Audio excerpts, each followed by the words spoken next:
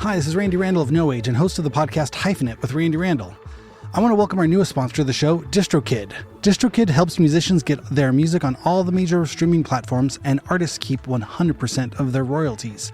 Hyphenate listeners get 30% off at distrokid.com/VIP/hyphenate. Again, that's distrokid.com/VIP/HYPHENATE. Go get your music streaming everywhere now. I grew up with that kind of stuff that is like considered outre or like seedy or like fetishized elsewhere. To me, like all that stuff is like completely normal, you know, and super valuable to me. And I think just really informed a certain kind of curiosity and way of looking at the world.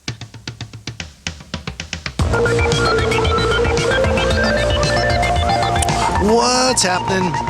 Today is Thursday, June 6th, and I'm very honored and lucky to welcome my good friend Andrea Domanick. Andrea. I want to say Andrea. I don't want to call her Andrea. It's funny why we even talked about how to pronounce her name, but Andrea sounds so sophisticated and smart and erudite, which is how I hold. That's the opinion I hold of Andrea. But we've been friends now for a long time, and collaborators. She helped out on the last. Let me get into it. It's a whole thing. First of all, it's Thursday, June 6th. Summer is upon us. Andrea Domanick is my guest today. This is the Hyphenate podcast with me, Randy Randall. This is the podcast where I talk to people who are active in more than one genre, more than one medium, if you will, usually creative people. I come from a creative background myself as a guitarist of the band No Age. I've done solo records. I've produced other bands' records. I have, what else have I done? I've made music videos. I've made short films. I've made long films. I've made art. I've made music. I've made pop art, pop music, played shows, done a whole bunch of stuff. So I guess that kind of, I get to wear some Hyphenate hats there now. Another one as a podcaster. But I first met Andrea when she worked at Vice Media with my wife at the time, when the short-lived run of Vice's LA office out here. Andrea was doing a lot of stuff on the noisy side of things. And I think we get into it in the interview, but I think she had interviewed me for one of the No Age releases at some point, and just happened to sit like at the adjoining desk to my wife at the time. And Shannon would always come home and say, "Oh my God, Andrea's so funny. Oh my God, Andrea did this," or "We had this great conversation today." And so I feel like I got to know her kind of in that capacity. And then as a LA Times reporter, she interviewed me for the first solo record that I did, Soundfield Volume 1. And it was awesome. I mean, she's obviously incredibly bright and smart and insightful and thoughtful and well studied, as you'll hear in a minute in the interview. But, you know, I remember reading the piece about the record and the installation and the film that Aaron Farley and I did, and just thinking like, wow, she gets it. Like, it's incredible. Like, it's definitely a rare thing, I think, as somebody who makes a bunch of stuff, and especially, you know, playing in a punk rock band or whatever, and people, you know, I've seen the songs, the shows, everything I've done categorized and criticized every which way. And that's part of it. You know, I've gotten thick skin and don't get upset on the bad stuff, and I also don't get too excited on the good stuff, because you're kind of like, I don't know. You mostly do these creative things for yourself, and you hope that there's some kind of positive reaction on the larger sense, but you never really know, and it's impossible to know, and you can't really make something going in thinking like, oh, everyone's going to love this or everyone's going to hate this. You never know. Everyone is a big term. But in the rare instances when there is a piece of media written about a project that you've been able to do, or that I've been able to do, and you're like, they get it. Like, I love that. That's like like-minded people, or you know, the same questions that itch my brain and keep me up at night are the same things that they're thinking about and they're pondering over and they're wrestling with and trying to, you know, unlock the code of where the intersection of what makes this particular project interesting. And that project, Soundfield Volume 1, was something that was very personal to me and had a lot to do with being bored as a kid looking out the window. And I thought an ambient record about transportation in Los Angeles and kind of exploring more this sort of life that we as Angelinos, as Southern Californians, live in our car, and that sort of like time that it takes up in our lives, but also allows us a certain amount of just kind of whimsy or something. Anytime you're transporting yourself through a city on a daily basis, you have a certain routine you can get into, or that you sort of get used to. And that was sort of what that record was about. It was just being bored and building an imagination of life outside of windows. And I think that reflected, in a lot of other ways of just touring and traveling and, just being able to entertain yourself while staring out of a window and observing the world around you, and how you sort of catalog where you're at by the ephemera you see and the sort of commerce that exists along the rivers of highways. Anyway, so that's excuse me, that's what I remember really, talking with Andrea about the creative side of things. And then when the pandemic really hit and Los Angeles went into lockdown, it was tough because I think No Age, we were getting ready to promote this record, Goons Be Gone, and it was within months of coming out, we were already starting to do press and starting to do things for it, and then obviously the world took a turn, and our story was not particularly tragic. We had a record that kind of came out and got lost in the world. Not a big deal, and on the grand scale of the global crisis and the insanity that we went through and the grief that everyone went through in that period.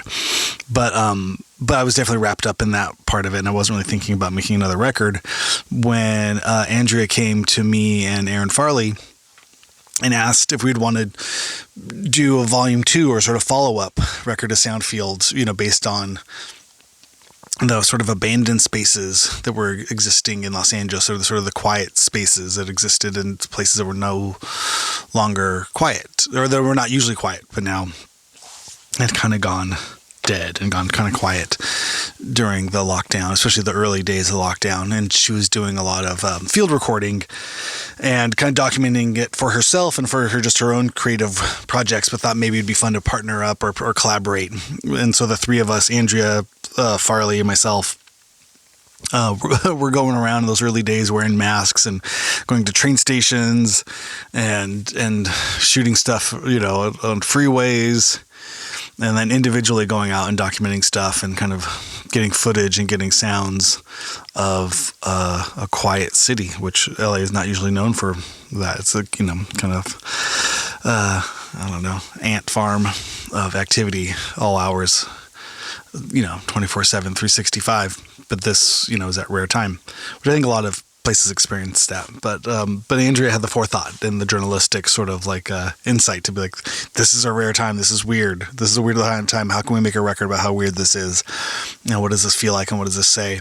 And so that was what formed the basis and was the inspiration and was the whole project of the Soundfield Volume 2020, my the second solo record. But really it was a real collaborative record, and Andrea had all these incredible field recordings and a lot of great ideas and how to sort of shape those sounds and things. So it was great working with her. It's funny thinking about doing a solo record, and it's really a collaborative record. But I guess the first record was like that too, with Farley collaborating. He and I collaborated on the visual side of things. And I did the soundtrack sort of stuff for this film project we worked on. Anyway, long story short, or long story longer, Andrea's awesome. And she is now at KCRW, Southern California's, Los Angeles, Santa Monica's coolest NPR station. And she does a lot of incredible work there, archiving and producing stuff for the web, which we'll get into and we'll talk about. And then she also has an awesome podcast, The Cultural Journalist. And you can find out more about The Cultural Journalist. It's really cool. It's her and her coworker friend, Emily Freelander. And It's if you go to culturaljournalist.substack.com, you can subscribe. You can get access to their new Discord world called the Cujoplex. It's a digital third space for cultural journalist listeners. It's super cool if you're into Substack, and they have a really just insightful way of taking on contemporary culture and everything that's going on, and they're really informed and have a great talent pool of guests and other journalists that they speak to on a regular basis to kind of break down and just add clarity to a jumbled sort of contemporary world that's constantly shifting and changing and evolving. And Andrea is doing her best to sort of distill it and present it in its most interesting forms and add very thoughtful, well-informed notes and observations. And I don't know. I always feel smarter after talking to her. I don't think I am smart or smarter, but I think I always feel like after talking with Andrea, like she brings up such great points and kind of has a way of keeping you in the conversation as well. Like, oh yeah, like I never thought about it like that. And so listening to her and Emily are it's a joy. So do yourself a favor and please go do that. Follow the Cultural Journalists, and you can go to their Substack, culturaljournalist.substack.com. You can go to the Discord and join the Cujoplex and be part of the larger sort of digital third space revolution that they are leading over there in a very 90s mall-like type of setting. And I appreciate everybody listening, and I hope you dig this conversation.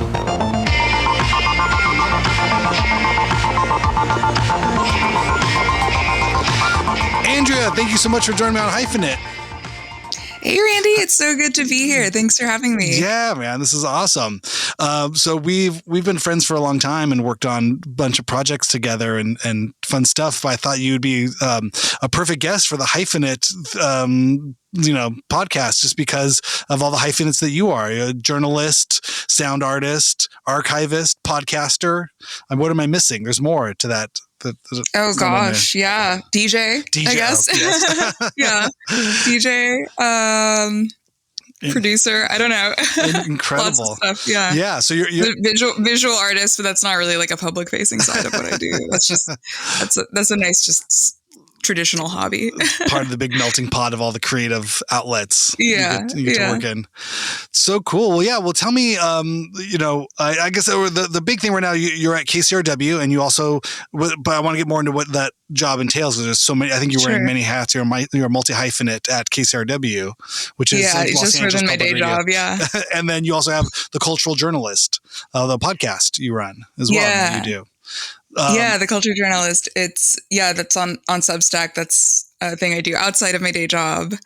And I guess those are sort of like my two big like creative time pulls right now. It's funny. I was thinking though, like even like our like collaborative relationship has been like very multi-hyphenate, because I think we first got to know each other through, in like my capacity as a journalist. Mm-hmm. I mean, I was a fan of your music and of No Age even before then, but and so like was like this sort of like interviewee kind of thing. And then I think it became more like sort of collaborative, like in the writing capacity. And then we ended up making music and sound art together.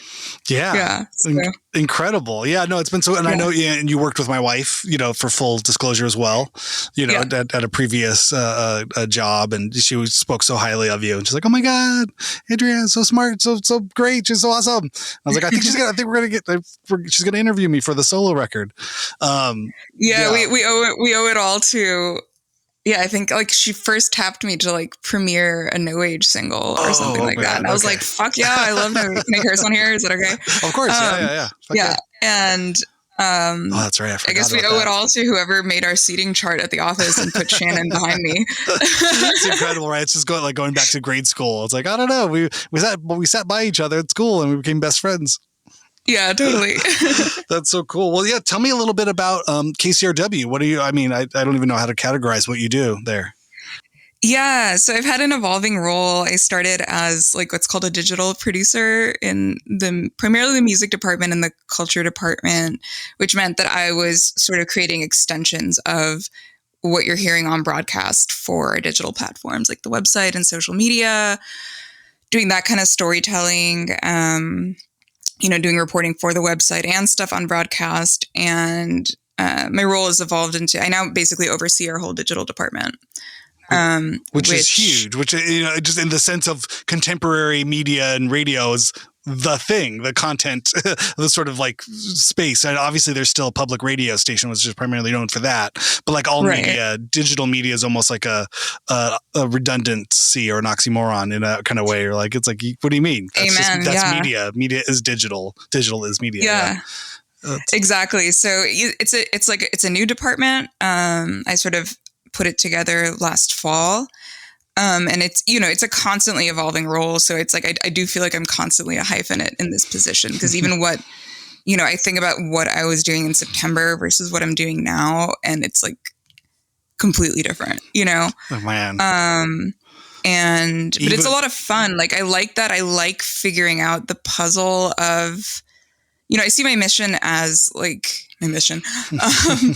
as, how do we bring KCRW, which has been this kind of like cultural beacon for Los Angeles and beyond, to, to kind of a new generation or to audiences beyond the airwaves, because, I love broadcast radio. I love traditional radio. I think there's always going to be a place for it, but it's just, there's so many more places that the people who, in prior generations would have been fans of KCRW, are kind of getting their fix now. And so how do we find those places?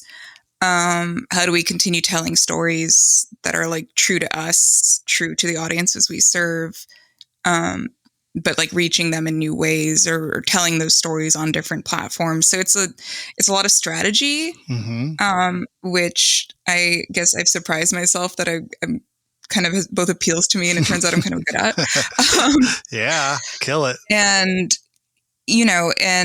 But it's also, I'm still doing a lot of storytelling. I work very closely with our reporters, pitching stories, like editing them, but then kind of coming up with like, okay, so here's the broadcast version. Here's a version of it that we could tell on socials, or maybe the story's like, the best fit for this story is like on social media and doesn't have to be on broadcast because it's like a cool explainer, or, you know what I'm saying? Mm-hmm.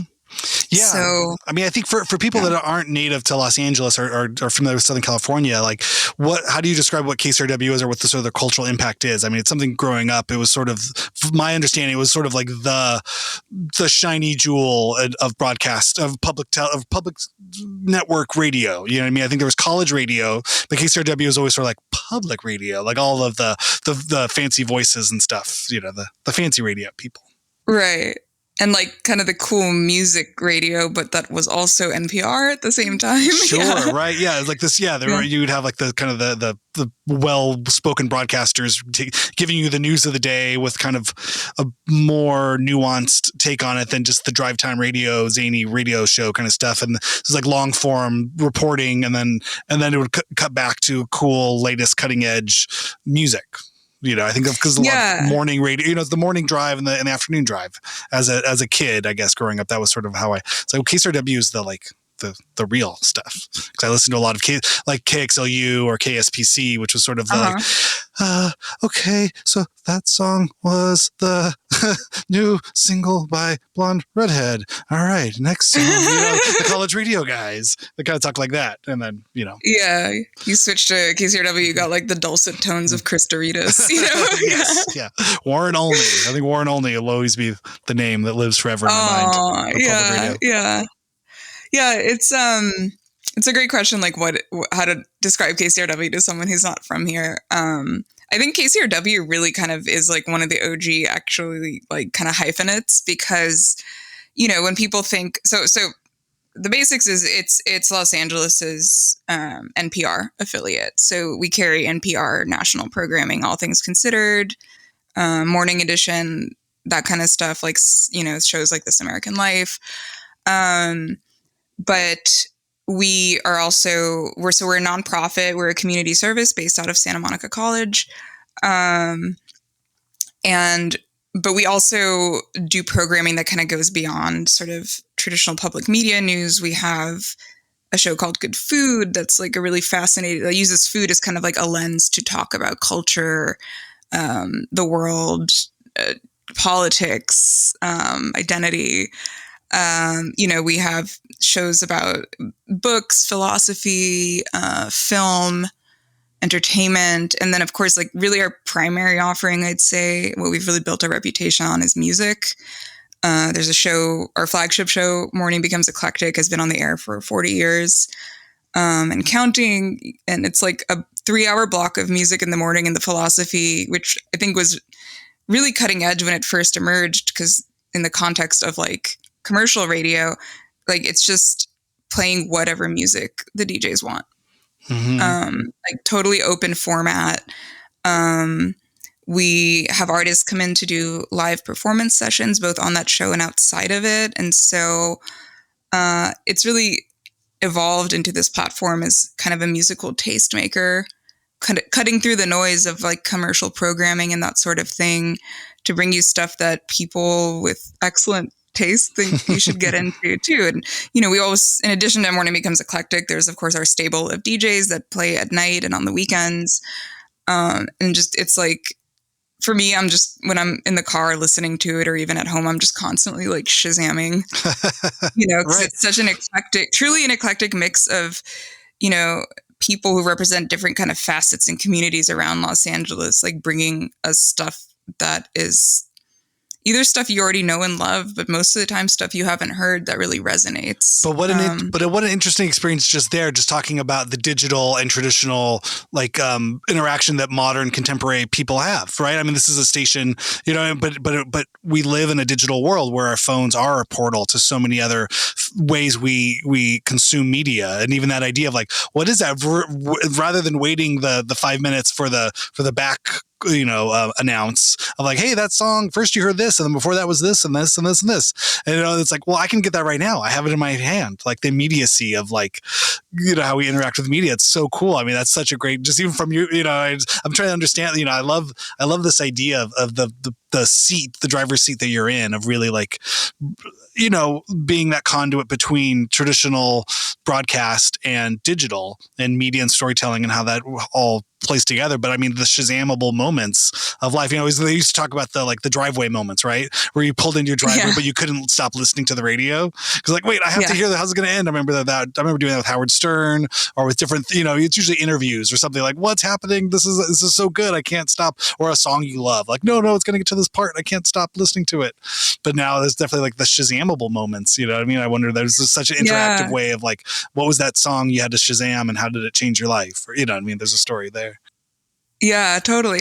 And it is also a real challenge. I mean, it's really like exciting, like seeing how that's like evolved into this climate, but it's also a challenge too, because, like what you were just describing with the drive-by moments or like, how's it going to end? For so long, radio, like as a whole was, had the gift of sort of having captive audiences, right? Yeah, right. Whether it's in your car or on the radio, or there wasn't, an algorithm, there wasn't like on-demand music streaming services or whatever. And so you couldn't look at your phone in the car and see videos of your best friend's baby. Sure. Like, how are you ever gonna compete with that? Like, I think there's pictures of something I really want. There's a video of something that's really compelling that's inches away from my fingers right now, and I'm supposed to be driving. And obviously, we all know you're not supposed to look at your phone and drive. However, 99.9% of everybody in the entire world does this.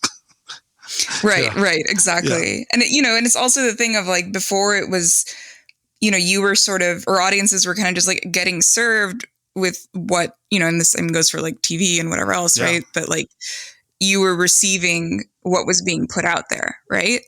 And, then you would go home and like listen to your record collection. But now, or like read whatever book you want. But now it's this challenge of like, even when people are in their cars, it's like you can put on Bluetooth and listen to whatever podcast you want, know, or your audiobook or Spotify or an album. And so there's less of that like relationship where there's that even playing field of like the audience just sort of being there to receive what's being put out. You know, we're like so deep in the attention economy right now that it's one of the challenges I'm trying to work through is, you know, well, how do we get people to choose KCRW? Or rather, like, why should they choose KCRW when there's a gazillion other platforms out there that are offering cool music? I mean, I definitely have a strong argument for why you should, but we can get into that later. But you know what I'm saying? Yeah, well, I think it's interesting too, because even just like me reflecting on the role of you know, NPR radio and what that role has played in my life, you know, there was a time and place. I think all branding and all of this marketing stuff is all about identity, right? I mean, that's kind of what I've understood over my time in life and looking at these things. It's like, you know, what does what you consume say about you and how you communicate who you want to be or who you think you are to other people? You know, so the idea of having the KCRW tote bag or the coffee cup, you know, or the bumper sticker, it was a lot about, I listen to this, but I want to also let people know that I listen to this because that says something about me, like the perception and understanding of what an NPR listener means in the world. I remember donating, you know, to because it's so much, it's listener based things. And so I think there really is that strong personal connection that NPR radio and public broadcasting has with its audience, that it is like, this is supported by viewers like you. You know, this radio is made by you. You finance this thing, and so it is our mission, you know, or you know, to give you what you want because you are the public, right? And it's not about Ford or the new Universal movie or the Nike shoes or you know what I mean, or whatever. We're public supported, so that was always such a big thing. But what does that mean in this digital, you know, fractured niche media world of who is the NPR listener and how do they say that to the world, and what is that, you know, it's a communication both ways, like what is it and who is it and how do they want it and who do they want to be and who are they and what does that all mean, right? I think that's like the fracturing of all media, as far as my read, you know, just kind of armchair quarterback read of it all, is like, you know, that the Oscars are irrelevant because there is no one culture. There is no one mass culture. It used to be your Avengers moment when you would see Jack Nicholson sitting next to Warren Beatty, sitting next to Drew Barrymore, because they were never in a movie together. What kind of crazy movie would that be? Jim Carrey and Jack Nicholson in the same audience? What? This is crazy, blowing my mind. You know, that was our moment to sort of see all of our favorite characters in one place, and we all could talk about it at the water cooler because we all watched one show, and we don't do that. You know what I mean? Award shows are irrelevant in that for those reasons, because we don't have one culture we all do. It's all micro things. Like maybe you saw one or two of the films that were nominated. Even if you're a big movie fan, it's just, I don't have that. I'm not subscribed. I'm not streaming this one or that one, or I don't go to this. You can't get to everything. So I just feel like it's such a different culture. And I think, you know, but I've thought about them in big ways, but also I guess the little guys, the indie records, the underground, but I feel like this was always a much more kind of fluid, like viscous sort of world, you know, where things are always changing. But I guess it's the big and littles. It's all of us are mixing it around. It's all of it. Yeah. It's really interesting because at the same time, like I think award shows are such a good example because they also have been like flailing for relevance too. I feel like there was this streak for a long time. I guess everybody thought the Oscars were pretty good this year. I didn't watch them, but there's your answer. Right. Yeah. But you know, and like I did watch the Grammys because I had to go on the air to talk about it for work. But you know, I thought actually they were kind of decent this year, but it's this thing where like, I feel like for the past few years, it's just like, award shows have just, everybody's been like trashing them, and you see like the headline the next day, like even lower than the year before, the ratings or viewership or whatever. And it's, but at the same time, I think maybe they're starting to tap into the fact, I think there is like kind of an appetite for a little bit of consensus culture or a certain kind of return of it. Tell me about that. What's like, your read on that? You know, because there is so much like decision fatigue, right? And I think with the way that we're getting media and it being so algorithmically driven, we're, you know, for the past few years, we've really kind of just been passively siloed into like echo chambers of our own taste. And I think that gets, at least for like the discerning cultural consumer or whatever, like that gets exhausting after a while. people want community, like if you keep getting this feedback loop of just stuff that you already know and like, eventually that's going to get really lonely and isolating, but I think what that sense of community is, or like exposure to new, ideas, tastes, flavors, is not always like, doesn't always jive with, I don't know, capitalistic interests. In what way? How so? Why wouldn't you be able to monetize that? Well, I just think it's like, because you don't know who your audience is, or they don't know how to finance those type of marketing segments.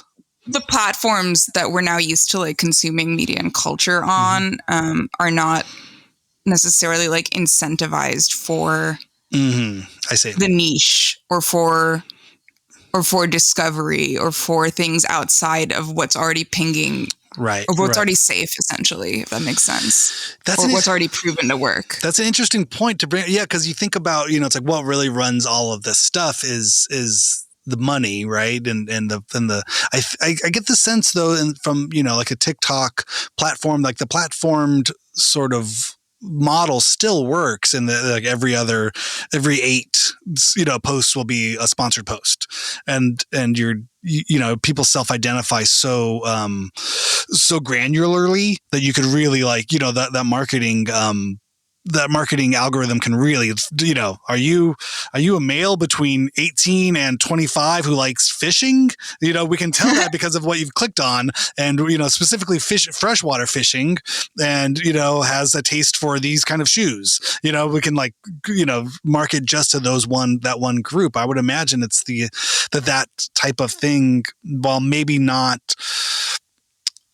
Ford truck, big money stuff, that it's so small that those guys would have to, I don't know, there has to be value in that, or valuation to that. But I guess they're more interested in just what's the biggest group we can market to at one time. There's still that sort of sense of simplicity, but I think it's an evolution of like digital marketing that has to happen in tandem with this idea of just hyper niche thing. That's like everyone's budgets are going to be, the piece of the pie is going to be cut up so granularly, but at the end of the day, something like Amazon, which services, everybody, will still win, right? I mean, it's right. I don't know. Yeah. That's so tough. It's I don't know what. Yeah. And it's interesting too, like I think you mentioned earlier, like kind of, everybody has all these platforms to choose from, and like, how do you get people to, like donate or fund, especially to a nonprofit like us. And I think about, well, what are the models that are like really working right now? And I think I often think of like, at least what we do at KCRW, and I should just clarify, like everything I'm saying here, my views are my own. Yes. I'm not speaking for my organization, blah, blah, blah. Totally. Yeah.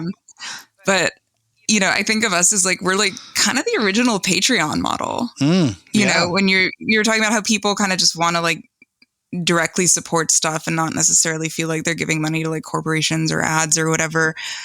And I think that's why a lot of people turn to things like Substack or Patreon or, even like Netflix and Spotify. Those are obviously not Patreon models, but it is like the big subscription models that I think kicked all this off. And I think that's why, when you think about, it used to be like you pay for cable, right? But now it's like you pay for your platform.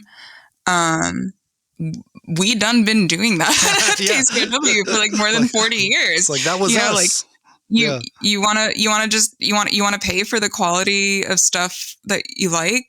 Just give to us directly, and we'll keep giving you cool shit without, free from the clutches of big corporations. Yeah, which is great. It's such a unique platform in that regard that, it's almost like you go all the way around the circle and like, oh yeah, we already had this thing. You're like, what if there was just a free form place for expression that was free of corporate sponsorship, that really, like presented new interesting media and shared unheard voices? And like, Yeah, that was public radio. We've been doing Right, this exactly. for When you decades. put it like that, like someone's like, "Wow, that's a great idea. That That's a should startup. exist." Where are the VC? Where are my venture Right, capitalists? right. Let's support this idea. It's like it already exists. Totally. Yeah. Oh my God, how fun. That'd be a fun kind of ironic satirist, kind of like, calls for, the next 100%. sort of donation platform, the next area. Like, what if we told you there was a thing? How much would you pay for this? $10 billion. Well, here it is. Right. It already exists. So we only need Oh my God, I love that. $5 from each of Totally. us. I'm sorry. Now I'm just pitching marketing ideas. No, it's like a Shark Tank episode. Yes, right? Yeah. What if we told you there was one thing that could do all of these things? Stop what you're doing. Yeah. I'm in. I love it. Seated. Yeah. Normally on the show, we don't go so into the nooks and crannies of everyone's job. I just think you're obviously, you're so brilliant and have so many insightful, thoughts that you share through your podcast platforms. And as well, I wanted to just chop it up on all these things, but normally we do a bit of a biography. So how did you get here? Where did you grow up, and what was all of this? Sure. Yeah. I am a native Angelina. I grew up in West Hollywood, pre-gentrification West Hollywood. I'm an only child. My dad is from Queens. He's a journalist. My mom is from Hungary, as was my grandma, who I also grew up with. And it was really interesting growing up in West Hollywood at that time, because it was still kind of this like, I don't want to get like too into like the granular here or whatever, but to me, growing up there, like in the 80s and 90s was like very formative, because it was still a neighborhood that was kind of like for misfits. It was obviously, and always has been, like heavily, LGBTQ, sort of like the Star Maps crowd, like young actors, actresses. What part? I mean, I lived on Melrose and La Brea, just as major cross streets for about 10 years. Like, were you that side of things, or were you further west? I was closer to the Strip, on Holloway, which is by La Cienega and Santa Monica. Okay. Yeah. Yep. Wow. Okay. That's very cool. Like literally around the corner from what's the Rockstar Hotel? The Riot House, the Hyatt House. No, the one. Oh, the Standard. It's the one where Dave Gahan OD'd. I don't know that. There was always the Riot House that was known on Sunset Strip. That was that hotel.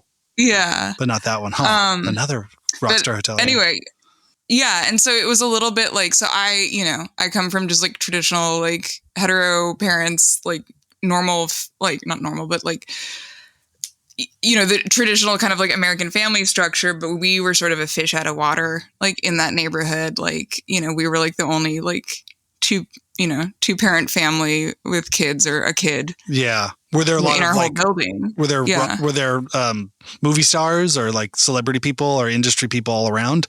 No, it was like a little more budget than that. Like, okay. I think it was like, it's a lot of, I think West Hollywood developed the way it did, because it's unincorporated LA County. And so for that reason, I think it just drew people from, I mean, obviously it's like very bougie and expensive now, but it drew people, a lot of people who just kind of wanted to build their own communities, their own scenes, artist types who wanted to be close to the Sunset Strip, back when that was still like meant something to working musicians, Oh yeah. So I feel like I was sort of saturated with like culture and music and art just kind of around me from a very young age. It was like a pretty like urban environment, or I guess as like urban as like LA can get, Sure. Yeah. I think there's so many neighborhoods that have such a flavor to it. That's why I was so curious. Like West Hollywood, I moved there in 99. And then lived there till about 2009. And so I sort of found it. But Melrose was sort of its own sort of retail shopping destination thing that it sort of had. Those little neighborhoods around that all sort of had that, that was the pull, the gravitational pull of that sort of space. But it was a lot of working class families and things. The guy that owned the house, I lived in a back house, like a 1-bedroom guest house above a garage. And the guy that owned the front house was a security guard at one of the studios. and he would like, I think it was at NBC, and he was even the like when the sports guy would have to like go get the new sports things, he was like he got it to be on air. He was like a security guard that stood in front of the safe, as he opened up to get the sports picks or whatever. But he was a security guard at a movie studio for years, and he grew up there. And when his parents passed away, they gave him the house, and then so that was. And then one side was a guitarist who used to play with LA Guns, and the other side of us was a porn star. Oh wow! So it was like somebody, totally, a Jewish guy that grew up there his whole life, and it was a security guard, and then a kind of burned out rock star, and then a porn star with a lot of dogs. She loved her dogs. No, I mean that sounds like classic West Hollywood to me. Exactly. Yeah. It's just with sort of this like misfit community where it's really like you get like sort of like the backlot side of Hollywood and entertainment, and you get this like, I feel like I grew up with like the guts of how culture was produced in a way.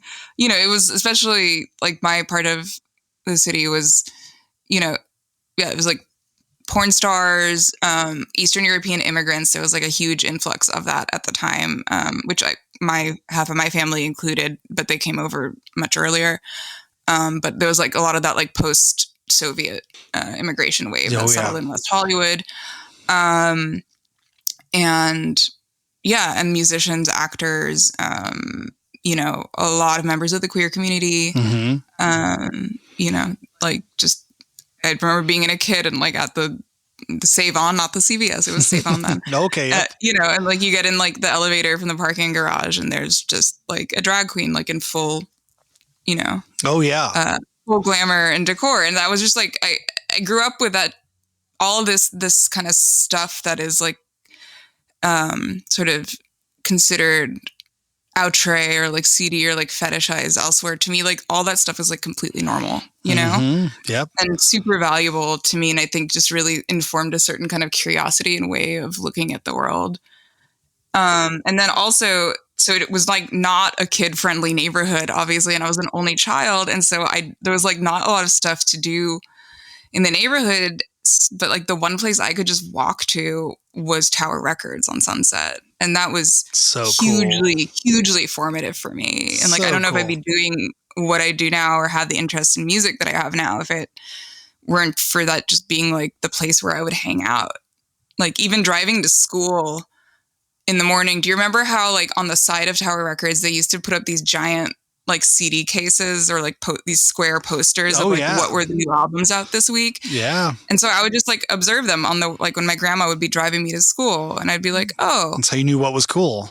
Blur, Madonna, who's that? You know what I mean? And sort of just like the osmosis of just absorbing that from all the billboards and everything around there too that were like heavily advertising artists, and it made me really curious about music. Yeah, that Tower Sunset was really like we have Amoeba now, sort of the giant warehouse sized record stores, and obviously then just Spotify streaming writ large, but at that time it was really, Tower Sunset was sort of the hub of musical culture, music retail culture, I guess, in Southern California or even the United States. It was kind of, there's a great documentary that Tom Hanks' son did about Tower. And he talks about Elton John closing down the whole store and just going through there and spending thousands of dollars just buying everything. Like it was that kind of a place. I love that documentary. Right? Actually, I did a Q&A with Colin at the ArcLight for the premiere of it. So cool.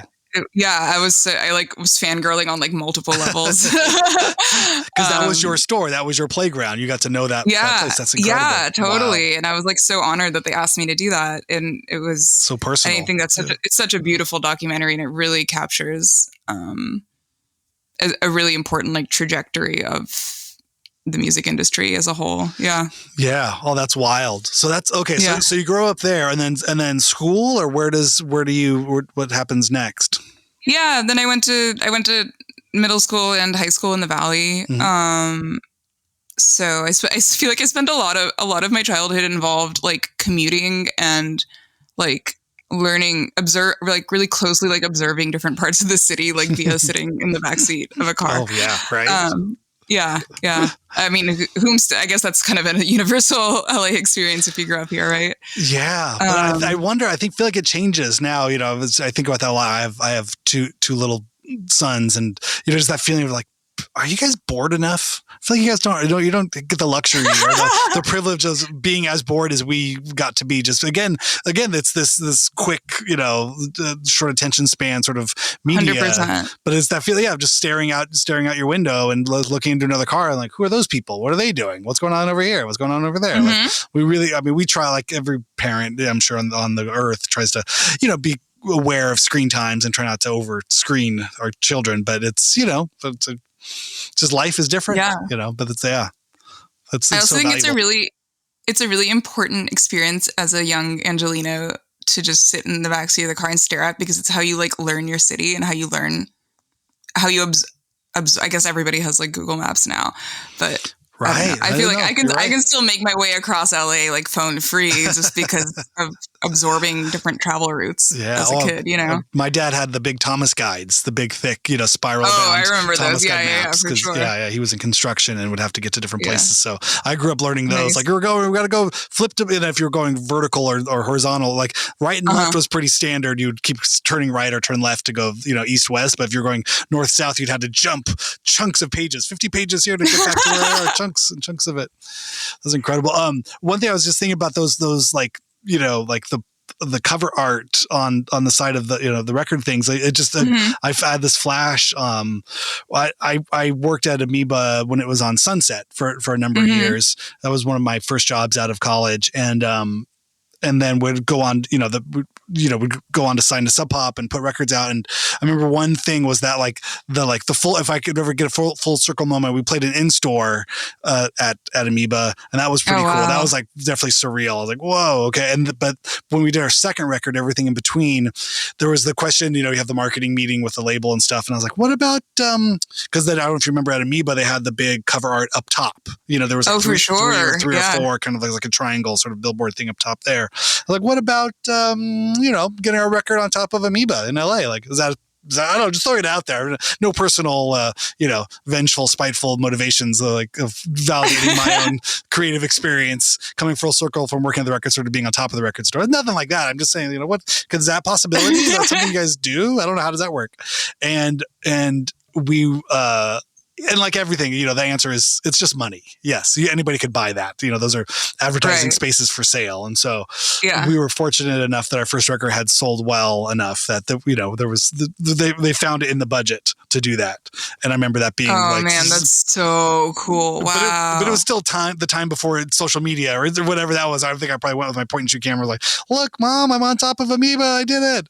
And so that was a very surreal moment. But I know literally started from the bottom. Now you're here.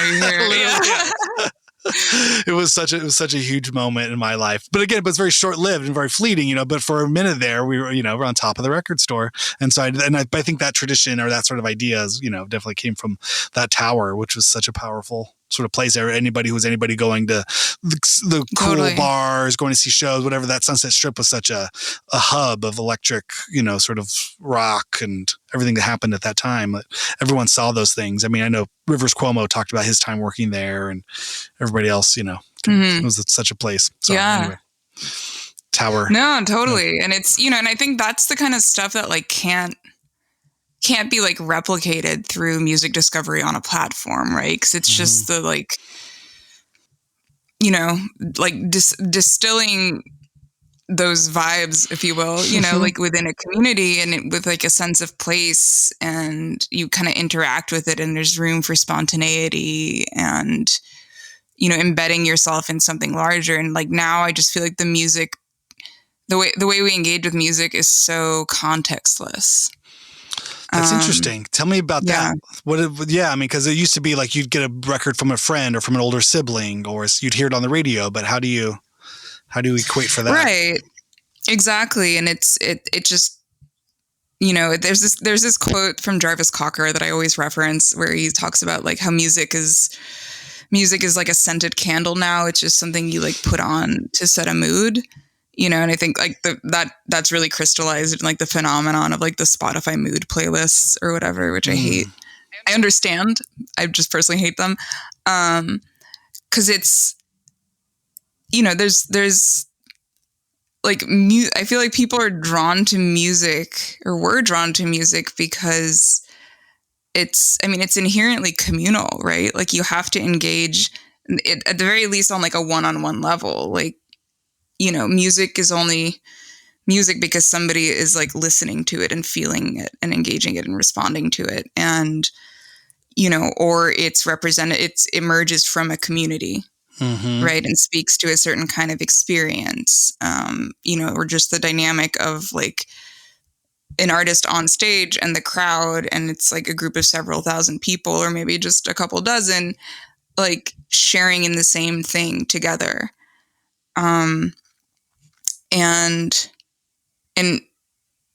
it's a kind of a shared language, right? Like even if you're my dad always talks about how he was like this like little boy growing up in Queens and from like kind of like a tough like Italian family and didn't fit in, and heard I think it was the Drifters like on the radio once, and like it was just this thing to him that was calling and like letting him know that like something else was out there, right? Like this, it just articulated something that he didn't know existed or that was felt. It's like a shared like internal spiritual language. And I think when you're just kind of serving stuff up piecemeal on these platforms, which have a lot of benefit. I'm not going to like totally knock them. Like it's so like I'm jealous of the kids that can just like go on there and just like, well, I was going to say like dive into Steve Albini's like full catalog, except they can't because he's not, wrong artist.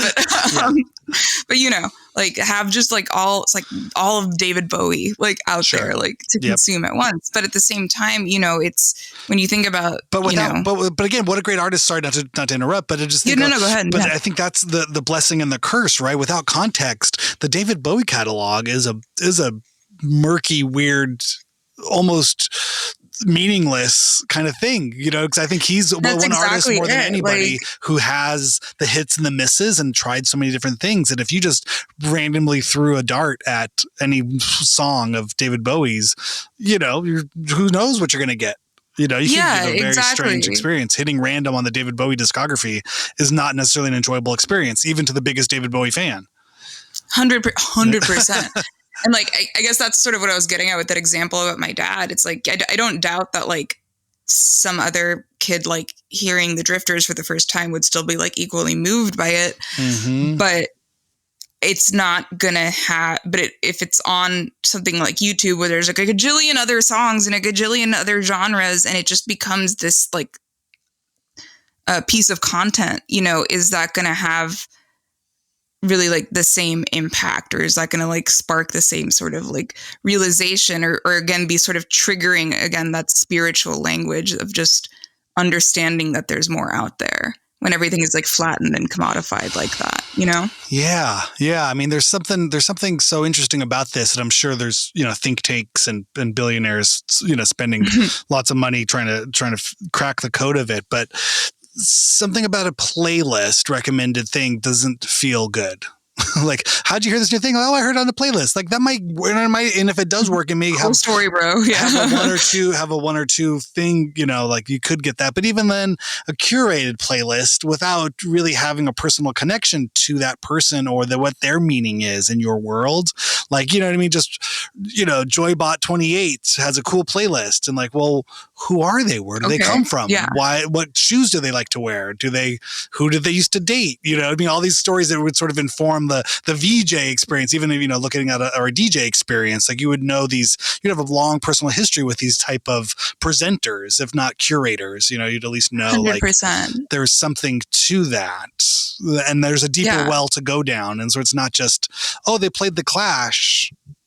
That's cool, but then you have Henry Rollins, who can speak to his experience of growing up in the DC hardcore scene and what the Clash meant and what was, why he played that song and, those types of things. And I don't know. Totally. KCRW DJ Henry Rollins, I should mention. Yeah. He's still one of the voices that I think, KCRW is so cool because you have Henry Rollins, I fit in that niche demographic. Like, that's cool. That's cool, bro. I like that. Henry has a show. Yeah. No, exactly. And it's, and I guess back to what I was saying earlier about, KCRW, it's the original Patreon model. It's also like, when you think about, there's all this talk about like parasocial relationships now, and people want that personality and they want to understand the people behind them, and it's getting framed as like the parasocial relationship with like a podcaster or something. But again, I think that's sort of what made KCRW successful to begin with, and why its music resonated with so many different communities, because you weren't just being handed it contextless on a playlist. You heard, Deirdre O'Donoghue, who was like this iconic underground DJ who was on our station for about 10 years and helped like break a lot of really, really cool like avant-garde and even like kind of sort of mainstream indie rock bands on her show, just because she cared about them. And she would kind of get like really personal on air too, because she had a late night show and, sort of talk about her like inability to sleep or whatever. But you kind of felt like it was like a beacon for other people to tune into and connect with. And that's the context, or it's the context of like, I don't know, your local like record store, and like Randy, who works at Amoeba, told me this record was good, so I'm going to buy it because, he's cool. I know he has great taste. We love the same shit. Yeah. It's about like, there's always, I think, absorbing new music like comes with like kind of the value add of, finding community, finding your people, your place. That's so interesting. Yeah. I think, and I love being the old man shaking his fist at clouds. You know what I mean? I feel like I find myself doing that more often than not here. But then I try to have a sensitivity to that as well, that I try to think like, well, kids are figuring it out. They're doing the same thing just because I don't recognize it doesn't mean it doesn't exist, which is almost par for the course. If I doesn't recognize it, that means it probably really does exist. If I'm not seeing it, I've now entered, north of 40s. And so there's a lot of culture that is intentionally meant to be invisible to me.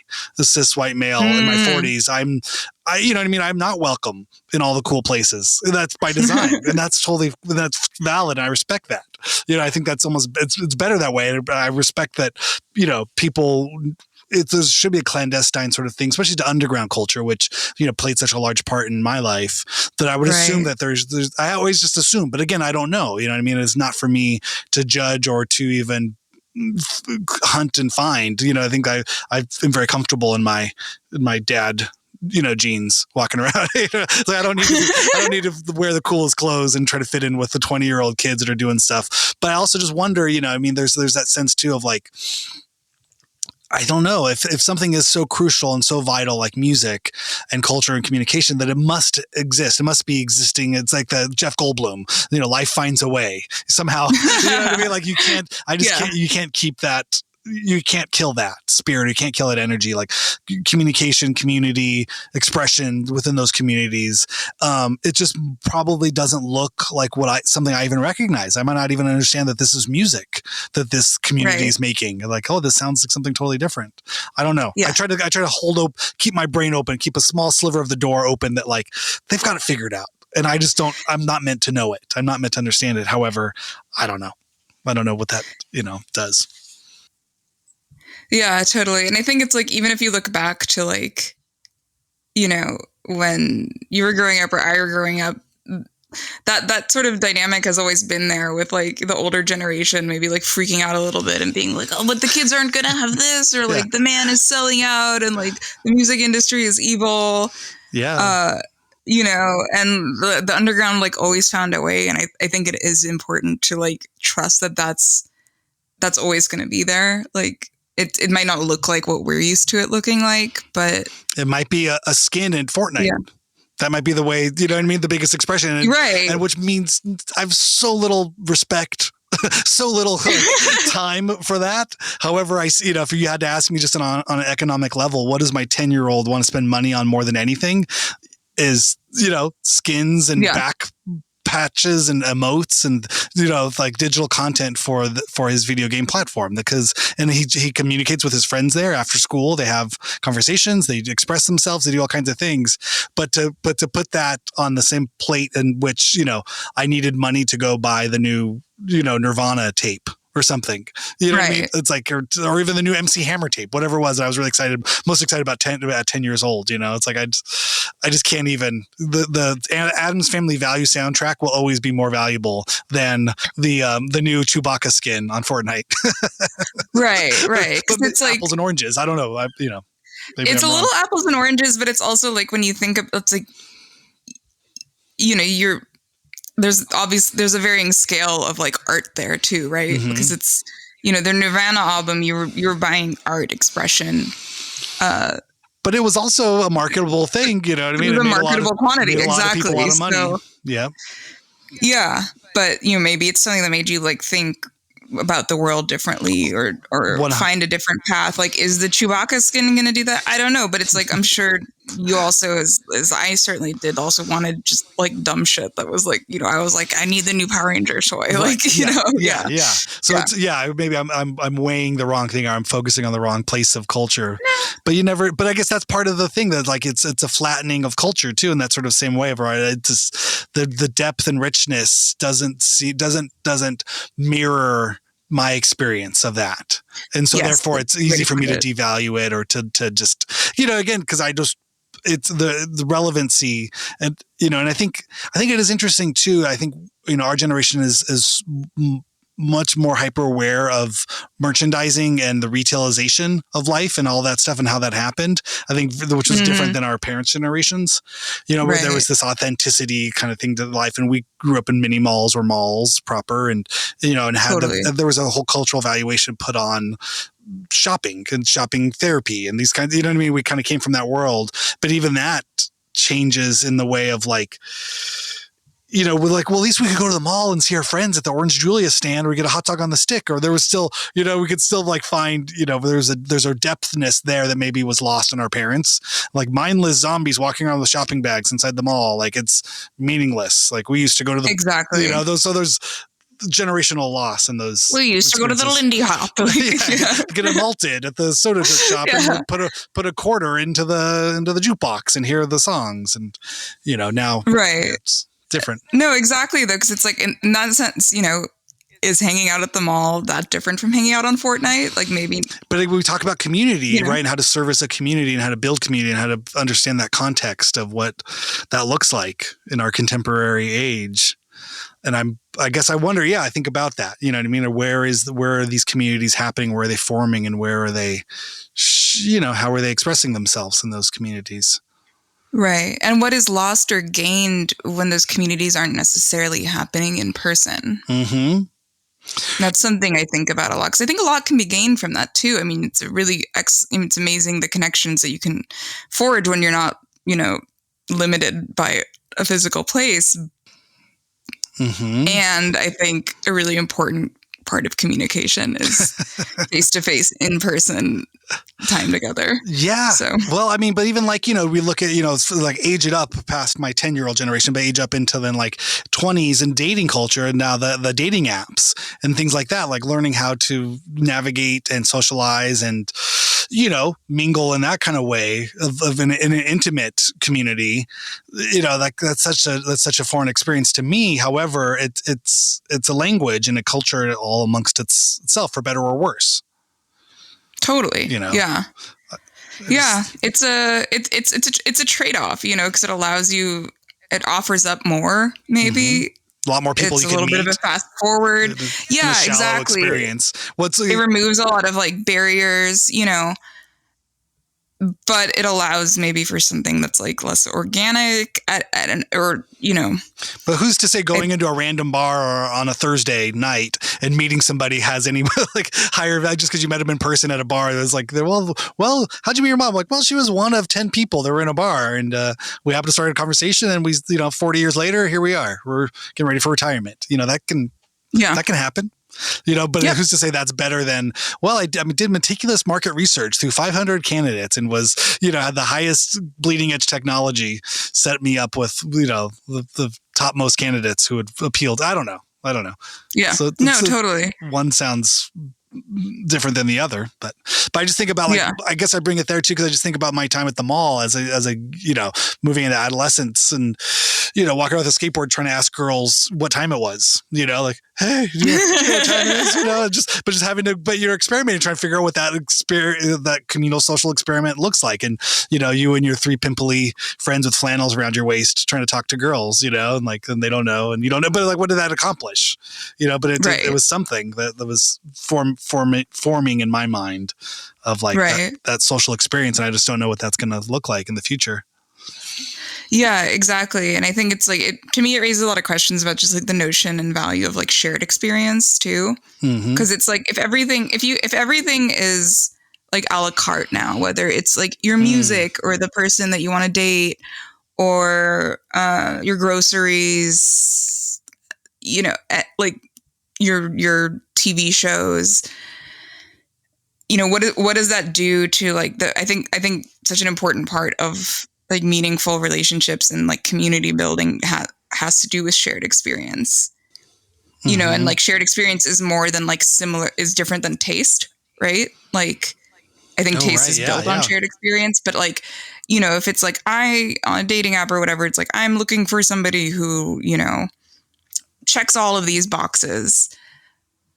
Like in the end, is that like really a connection though? Like, is that like a checklist can go only so far, as opposed to like, I think the value of like meeting a girl at the mall or something like that, is like, oh, maybe you're going to find that, or a cool boy, like you're going to find that cool person that likes the same records you do. And there's like that thrill and like, oh, they also go to this record store and they grew up in this neighborhood and like, they're mad at their mom too, and like they play bass, and you know what I'm saying? Well, like, it's interesting too, is because there's so much about like even I was saying about like NPR and being an NPR supporter of there's who you are, and then there's the who you want to tell people you are kind of thing. You know what I mean? In that kind of way. Like, and on a dating app, you're like, I'm this person. I enjoy long walks. I do this, and like, no, you don't. You enjoy watching sports on the couch, but you just think you have to say those things in order to check. So there's the dance of all those self-identifying sort of things, and I'm imagining somehow the computers or the algorithms take that into account. That like chances are, but it's that kind of stuff of if you could put everything you wanted on paper, whether that is about your life and your career or even the what you'd want in a mate, and then you only got that, you would probably be very disappointed because 100%. Because the real experience of life is so much richer, and that involves a little bit of the sour with the sweet. And you're like, I never thought I would like somebody who was a deadhead. Like I was a punk rocker who only belonged the biggest punk rock stuff there was, and like I fell in love with a hippie. Like what does that mean? Now I got to listen to this music, and then like slowly grow to love that as I grow to love the person and share and grow my experience. Like if I was so one-sided that I only could see people for one aspect of them and you didn't see the whole person, then that's in the same sort of way with all experiences in life, you know what I mean? But yeah, is that accounted for in the online experience? Exactly. And that just goes back to like, the music thing. Like if you're just, or anything algorithmic, it's like if you're just stuck in this feedback loop of only things that are like similar to the things that you've liked, or because you've liked this, it's going to get very lonely. Yeah. Right. Yeah. Because again, you're just kind of left with your own narcissus, your own mirror, just looking at yourself the whole time. And like, I guess people, or as a culture, we are probably transitioning out of that age into something else. But what would you call it? You didn't call it curated. You called it, was curated context, or you called it something else? There was like this new sense of like, there's a yearning for something that's like selectable things or something. Yeah. I don't know. Was it like kind of more of a consensus culture? Yes. Consensus culture. Yeah. Consensus culture is like a weird thing, because I think there's a part of us that's actually like moving away from consensus culture, in the sense, I feel like for a while, like online, like everybody was trying to do the same thing. And like all the social media platforms were trying to like have a certain vibe. Like all the music festivals were like the major music festivals were like booking the same acts. Mm-hmm. Right. And I do think there's a shift away from a certain type of consensus culture towards maybe more of like the local, if that makes sense, is how I think about it. like the more community specific. But I do think at the same time, maybe consensus culture is like the wrong term for it, but there is,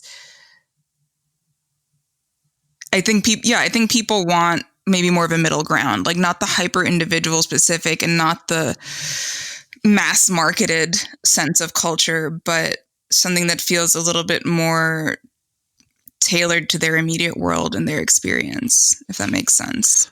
Wow. I think we're going to see like I'm hoping optimistically, like we're going to see more of a return to or an appetite for like local journalism. You know, there's been this epidemic of what's called news deserts, you know, around the country where like there's just so many cities that don't even have a local paper anymore. Mm-hmm. You know, and it's terrifying to think about. And there's a lot of like studies and stuff that have been done on this already, but like what happens when you lose, you know, a real on the ground local sense of like information and place and time and context. But you know, something Emily and I talk a lot about on our podcast or we've had a lot of guests who are doing things oriented around local journalism and finding new ways to bring it back, and it's getting really great responses. You mean your right-wing neighborhood Facebook page isn't really a good source of information about your local? I don't know. Yeah, I don't know if all communities have that. Next door is the new LA Weekly. Yeah, is there something not valuable about just beef infighting between random neighbors that you have to wade through pages and pages of complaints about that one neighbor who never brings his trash cans in somehow? I think people are starting to come around to that, is what I'm saying. Like, do I think we're going to suddenly see like new newspapers cropping up everywhere? No, I wish. That would be awesome. But I think people are realizing that maybe the pendulum has swung too far. They're getting exhausted. They're feeling isolated, and they want to come back to something that feels a little bit more personal, but larger than themselves. So interesting. Yeah. Well, it's definitely, you know, I think social media being this far into it is, you know, has always been evolving, but I think there's, you know, at least for me personally, I've had this kind of burnout of Instagram. And then I look at TikTok and I'm like, I'm even more burned out of this and I haven't even done anything yet, but it's, you know what I mean? It's, yeah, I don't know. It's just, it has to become more personal in that kind of way, or less personal or something, or just have this like, you know, the public facing versus private community versus private family, you know, like what is it we're all really looking for? Cause I think we've done a good job at sort of abandoning things that weren't necessarily relevant, but it also adopted a lot of things that I think if we really had to look at it, like, are these necessary? Do I need this in my life? I don't know. Right. Yeah. You know, I'm so burnt. I mean, I've always been burnt out on social media. Like it's never really clicked with me. Like sometimes it's fun and I'll like turn it on and tell a funny visual story or something. But it's so much work, and it's become such a necessary like piece of unpaid labor if you do any kind of creative work. Absolutely. Right? Yeah. And you have to be a short film producer in your spare time. I mean, essentially, yeah. Yeah. I mean, I think there's like people are really dismissive of the term creator, and like I personally kind of hate it too, but like you do kind of understand how that is like a full-time job now. Yeah. And it's like, but that's the thing too. And I mean, Emily and I, this is like a constant conversation with us and also with our guests, but we, you know, it's like, if we make a podcast, but we don't promote it on social media, like, are we going to reach new audiences? Is anybody going to hear it? Well, I feel bad because I think my Instagram feed is really just turned into my podcast tiles. And I think I've looked at it in a way where I'm like, if you want to know more about what I'm up to or what's going on, like I talk for an hour twice a week. You get 2 hours of me just really bullshitting with hopefully some thoughtful reflections about my current state of life or shared community with people that I love and know and work with and are fans of. That there's a lot more of a story to be told there. Like the Twitter 150 characters was never really enough to have any kind of interesting thing. I never, you know, you couldn't express yourself, and you couldn't really expect to understand anyone else in such a limited bite-sized things. I think that 100%. was the lie that everyone wanted to believe. And all it did was create Totally. fighting and misunderstanding and misquoting. And it was a horrible, Extreme context removal. horrible Yeah. format for that. But I think even within like the photo of like, here's my coffee, here's my thing. And we've sort of seen the hydra head of the multi-headed sort of horror show that becomes of like, you know, people living in horrible self-isolated depression and showing pictures of butterflies and kittens as they slowly, you know, contemplate suicide. You know, it's like one doesn't necessarily mean the other. Like that's an extreme example. I'm sorry, trigger warnings. But there's the feeling of like, you know, that it just doesn't really, to me, it was just a lot of work for not much return. And if I'm going to do all that work, I'd rather talk with people and have a social life in this kind of way. So I think I've sort of slowly, subconsciously, I think turned my Instagram feed into like, just go listen to the podcast.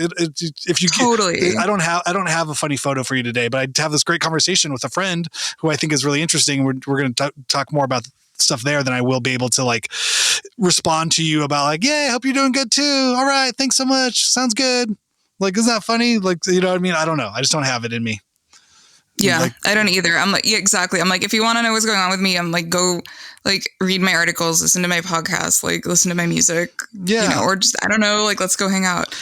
I also don't want to look cute all the time either. Like, I don't want to have to like, you know, maintain a weight and have a certain kind of like fashion sense. Like, I have kids. I'm a dad. I don't care. Like, I see photos of myself when we play shows. I'm like, oh God, like this is not marketable material that I want to like, you know what I mean? That kind of thing of like using your body as your brand or as your thing of just this kind of way. Like, here's my fashion sense. Here's my, you know, all that stuff. It just became so superficial about but I get it. It's like you're casting a character to represent you in an online sort of narrative.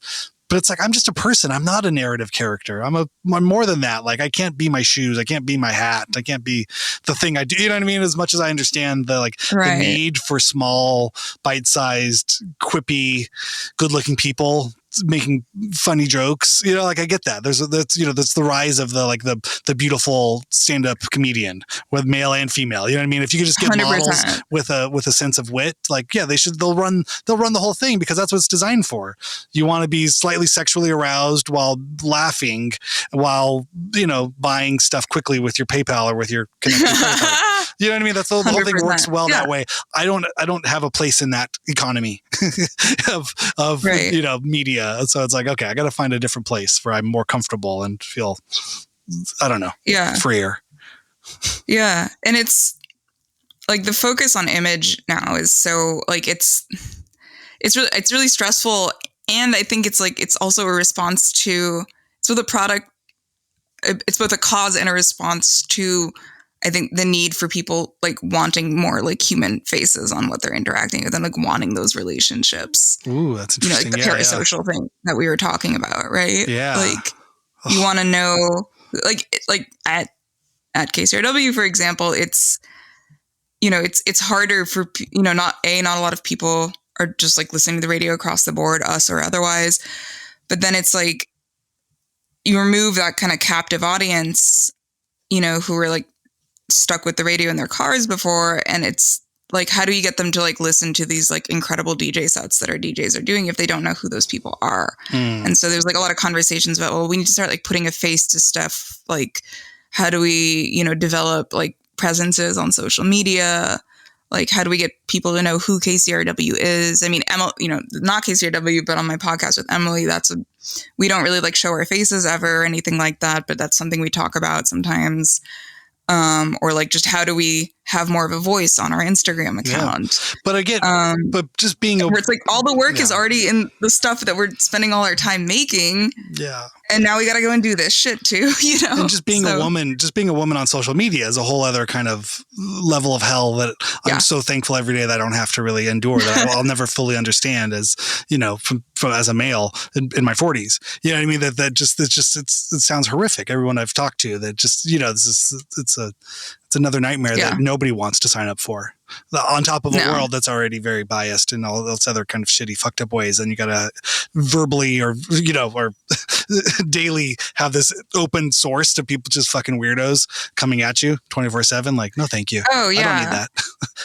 It was like, I did some Coachella coverage for KCRW. And that's a whole story. Speaking of levels of hell, yeah. Speaking of levels the of hell, Dante's no, Inferno, yeah. I actually kind of weirdly, I have a deep affection for Coachella that has more to do with the kind of consensus culture thing we were talking about. But we can get into that another time. But they, you know, to sort of promote the coverage, they posted like 3 photos of me that my friend had taken, you know, and sounds normal. And yeah, totally. And they were like posted on the main account and everything. And it was like, I woke up the next morning and like the amount of follows that I had on my account of just like randos, you know, most of them, like most of the men, and like it was fine, like nothing like creepy happened or bad, but it was just like this weird feeling of just like for feet pictures. Like, I've had stories. Yeah.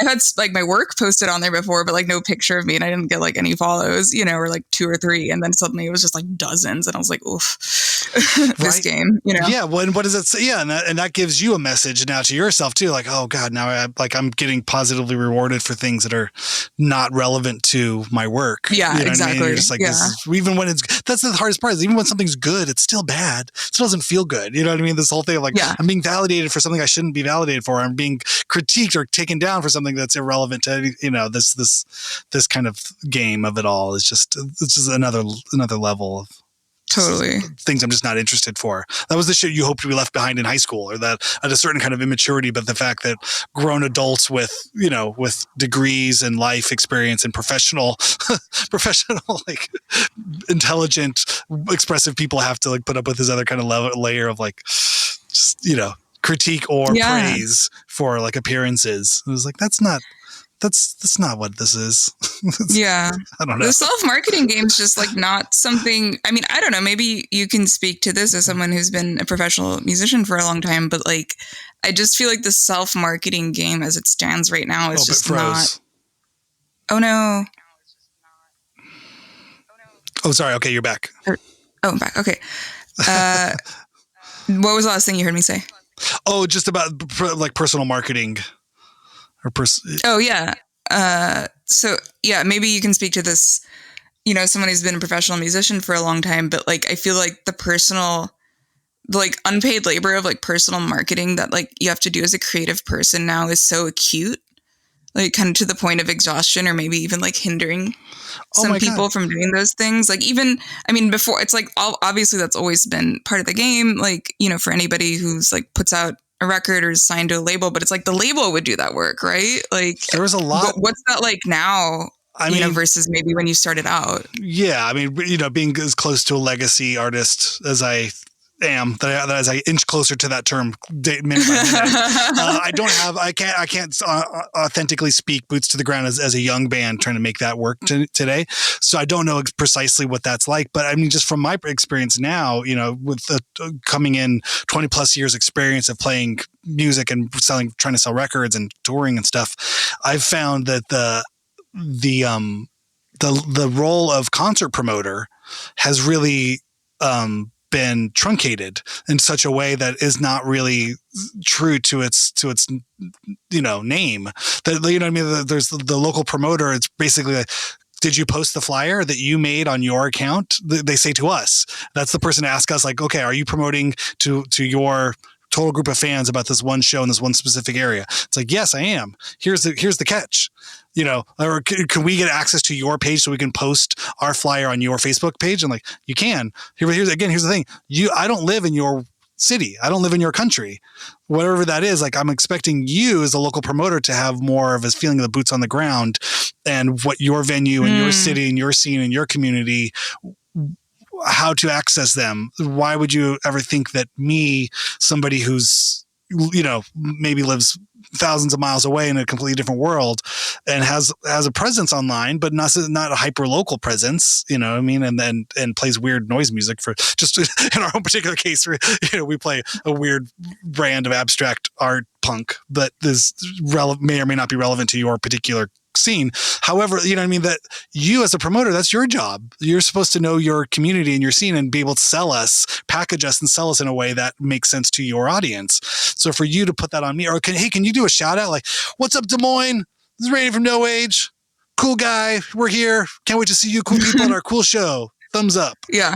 is that changing anybody? I don't know. You know what I mean? Like we do this for everything and for every day. And then the night before is like, well, there's no tickets sold. So, can you guys do that all again? Like right now? Like, well, no, cause we're playing a show tonight and then I have to drive 4 hours. And so I can make the amount of like dumb videos and flyers and pleading cases for people to come please see our show at truck stops and gas stations and Subway sandwich shops while I'm exhausted trying to get to a show has only increased. And I feel like that's just continuing to happen.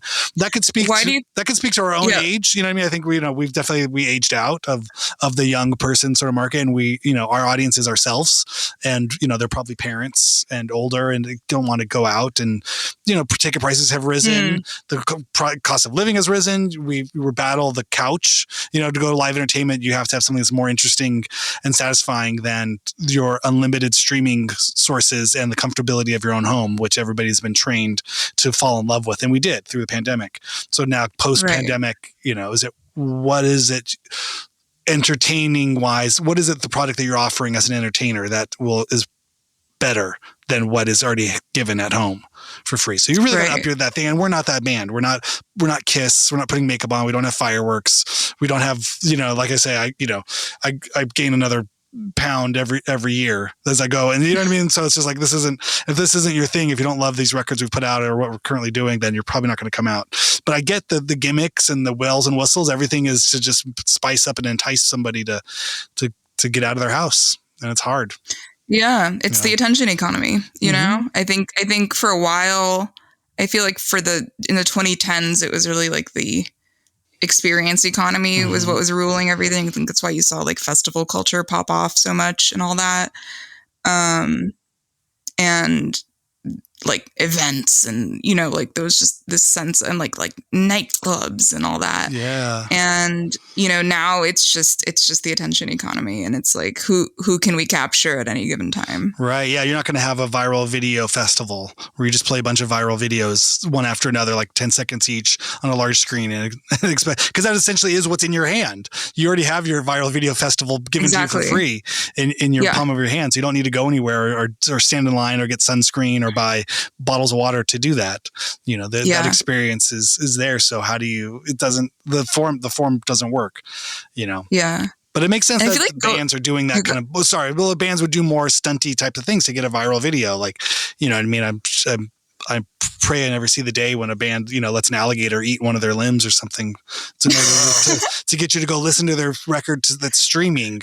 It's I don't know. Yeah, I don't know. If G.G. Allen was still around, maybe. You know what I mean? Well, I would, the darkest part of my nihilism of all of this sort of stuff, like, it tells me that that's coming.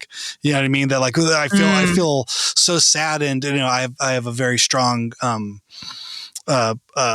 personal stake in recovery and sobriety within my own life. But I see, like in the SoundCloud rapper sort of world, where it really felt like the prevalence of drugs and heavy opiates and all the stuff, it really just felt like you were sacrificing these children to some greater algorithmic experience of music. And, what I mean? There's these poor teenagers and young 20s, who are making this painfully personal music and calling out for help, and they're being celebrated and signed to major label record deals while you're literally listening to them overdose in front of you. Yeah. And I really just felt like that was such an exploit. That was such the like catalyst and grossness. And again, not understanding. Like, I think I had a sense a detachment from it because it's not my music, it's not my taste in art, it's not my taste in culture. But I could all I saw was sad people who had no self-respect or no feeling of self-worth, that they were tattooing their faces and modify, in that G.G. Allen kind of way. Yeah. Like, I get what this means. If you don't value life, you can live in this kind of way and express yourself in these types of ways that are very, personally degrading, that were somehow seen as entertainment and it's tortured in that kind of way. It was just really like shocking. But I was also so busy living my own life and wasn't part of that culture community and had no avenue to speak to them or to that, or felt like I had a right to speak to that because it was not my world. But that was my take on that side of things. And so post that world coming into whatever is next is I find scary. Yeah. And I mean, to a degree, like, that's always been part of the narrative of the music industry, right? You look at like Kurt Cobain, Syd Barrett, horrible. Countless others, but it does feel like there's kind of, I think because of the attention economy and because of streaming and algorithms, like it's become so accelerated, you know, and even more kind of commodified. Yeah, you know, it's less the 27 the club like could become it's almost like less club. of like the art. Sorry, say that again. Sorry, the 27 club of, you know, the Jimi Hendrix might become the 18 club. You know, and yeah, exactly. Like horrific. Yeah, because it feels less like part of an artist's narrative now, however tragic or romanticized, and now almost like part of a brand. Does that make sense? Yeah. I don't know. I got plug in my laptop. No, Sorry, well, I think we probably should pause here. I mean, this is such a dark place to pause. But here, plug in your laptop, and then let's get plugs, and then we'll. Yeah. All right. Sorry. Give me one second. Yeah, sure. Yeah.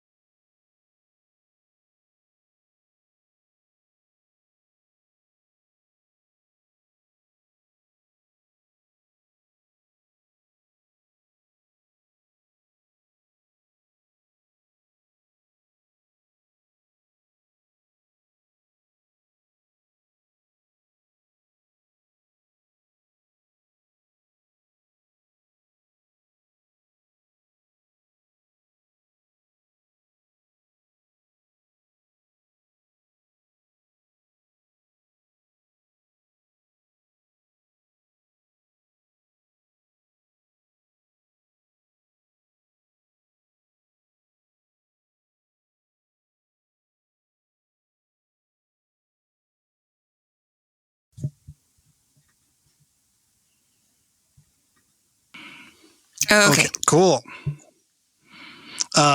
So that was so dark, but I'm trying to think where I want to thank you for taking the time to join and coming on.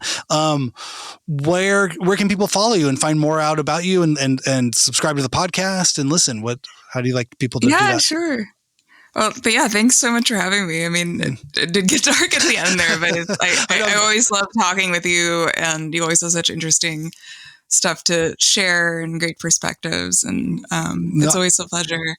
I feel like we could do this. We could do this for another like 2 or 3 hours. Like we should come 100%. Back. I feel like there's so much stuff we didn't even get into, but maybe there's a part 2 coming. Yes, we can talk about weird sound art or some shit. Exactly. Yeah. So people can follow me. I'm on Instagram at calamity.dre, just DRE. Also, that's now my DJ name. I love it. Yeah, still rocking the khakis with the crease. Catch me slinging vinyl around still town. DRE. In LA. Yep. Still DRE always. Don't forget about it. And yeah, I'm also on KCRW. I also, so to clarify for folks who aren't familiar, I also have a separate podcast. It is not part of KCRW. It is on Substack. I co-host it with the illustrious Emily Friedlander, and it's called The Culture Journalist. And that's wherever you get your podcasts. But there's a lot more goodies if you go direct to our Substack. It's theculturejournalist.substack.com. Awesome. All right. Well, you heard it here, and I'll have links to everything down in the show notes as well. Andrea, thank you so much. That was incredible. I really appreciate it. Thanks, Randy. Once again, I feel smarter having spent time talking to you than I did before we talked. Oh, well, likewise. I don't know if it's true. I don't know if I'm actually smarter. I just feel like I'm smarter after having a good conversation with you.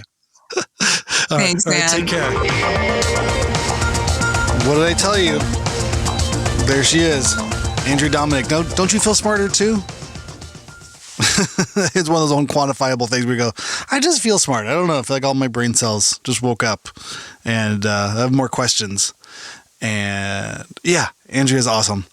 Again, follow her online. She is at Calamity Dre on Instagram. You can go to her Substack, theculturaljournalist.substack.com, where you can also subscribe to the Cultural Journalists Discord, which is called the Cujoplex, in the shape of a mall from the 90s, where you can discuss all things that you would discuss at a mall in the 90s and even on through till today. Thank you, Andrea, for coming on. You were awesome. That was really fun getting to sit down and cover all kinds of wide-ranging topics. Sorry if I put you on the hot seat to, I know for KCRW, I just never really thought about public radio in that kind of way and all the fun stuff that it gets to do. I mean, what a cool day job you have, and then get to do all this other rad fun stuff. So yeah, super fun. We will be back on Monday, where Farley and I will talk about this, and I'm sure get into more behind the scenes stories of making of Soundfield Volume 2020, available now on all the streamers, and if you find our record shops via Dead Strange Records. It's a great record. If you don't have it, if you're interested in the weird music that I play as a solo musician, you can go find Soundfield Volume 1 and Soundfield Volume 2020, which features Andrea Domanick's field recordings, compositions, experimental production. Again, thank you, Andrea, for coming on. Appreciate it. Everyone, go follow us. I'm at Randy S. Randall on Instagram. You can write the show at hyphenate@gmail.com, where Farley and I will look at it and talk to each other about it, talk about you on the air. So, yeah, leave us a good review if you got it in you. Tell everybody else what a great show this is, and I'll see you next time. Bye.